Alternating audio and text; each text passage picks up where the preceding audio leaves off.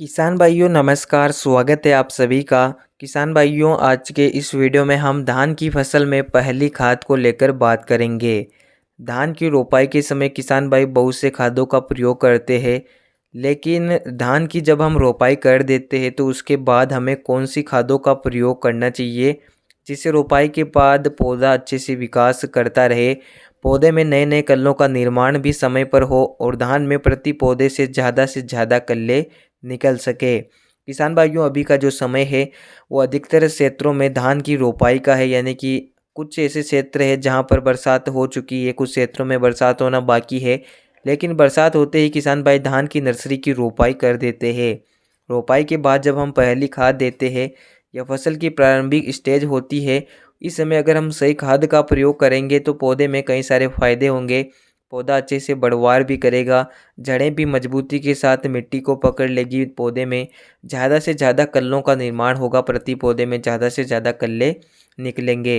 इस वीडियो में धान में पहली खाद को लेकर मैं आपको पूरी जानकारी दूंगा किन किन खादों का प्रयोग आपको करना चाहिए। इस वीडियो को आखिर तक जरूर देखिए। जो किसान हमारे चैनल पर नए हो, चैनल को सब्सक्राइब कर लें, जिससे आगे भी आपको हमारी हर एक नए वीडियो की जानकारी मिलती रहे। किसान भाइयों, धान की रोपाई के बाद पहली खाद के सही समय की बात करें तो 10-12 दिन के आसपास ही आपको धान की फसल में पहली खाद दे देना चाहिए। किसान भाइयों, बहुत से किसान भाई कुछ दिन बाद यानी कि बहुत दिन बाद पहली खाद देते हैं, जैसे कि फसल 20-25 या 30 दिन के आसपास हो जाती है। लेकिन पौधे को शुरुआत में ही पोषक तत्वों की आवश्यकता होती है, इसलिए आप बिना किसी देरी के शुरुआत में ही जब फसल 10-12 दिन के आसपास होती है उसी समय पहली खाद दे सकते हैं। अब बात करते हैं कि पहली खाद के रूप में आपको किन किन चीज़ों का प्रयोग करना चाहिए। किसान भाइयों, पहली खाद के रूप में आपको पहली चीज़ उपयोग में लाना है यूरिया। जी हाँ किसान भाइयों, लगभग सभी किसान भाई यूरिया देते हैं। यूरिया की प्रति एकड़ मात्रा आपको 20 से 25 किलोग्राम रखना है, क्योंकि यह फसल की प्रारंभिक स्टेज होती है। इस समय आप यूरिया का ज़्यादा मात्रा में प्रयोग ना करें। प्रति एकड़ 20 से 25 किलोग्राम आप यूरिया ले सकते हैं, जिससे पौधा हरा भरा बना रहेगा और पौधे की ग्रोथ जल्दी से बढ़ेगी। अब यूरिया के साथ बात आती है कि वो किसान भाई कौन कौन से खादों को मिला कर दे। किसान भाइयों, अगर आप रोपाई में एमओपी यानी कि पोटास आपने अभी तक नहीं दिया है तो रोपाई होने के तुरंत बाद आप पोटास का प्रयोग भी कर सकते हैं। जो एमओपी पोटास आता है उसका प्रयोग आप यूरिया के साथ मिलाकर भी कर सकते हैं। अब बात आती है कि यूरिया के साथ किसान भाई किन खादों को मिलाए। यूरिया के साथ आप सल्फर पाउडर का प्रयोग भी कर सकते हैं 3 से 4 किलोग्राम प्रति एकड़ की दर से, क्योंकि सल्फर एक फंगीसाइड का काम भी करता है, पौधे को कीट व रोगों से बचाता है और जड़ों को मजबूती देता है।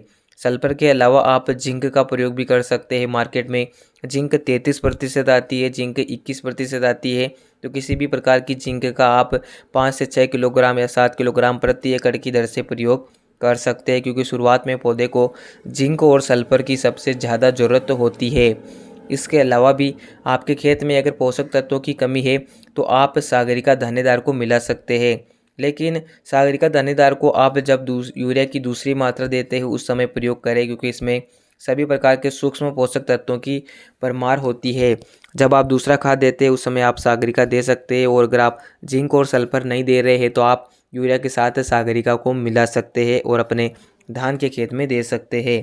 इसी के साथ अगर आपके खेत में जड़ों को काटने वाले कीड़ों या सफ़ेद लट का अटैक दिखाई देता है तो आप किसी भी अच्छे कीटनाशक जैसे कि बाहर के रिजेंट या सिजेंटा की वर्टाको कीटनाशक को 2 से 3 किलोग्राम प्रति एकड़ की दर से मिलाकर भी दे सकते हैं, जिससे जड़ें स्वस्थ रहेगी, पौधा हरा भरा बना रहेगा।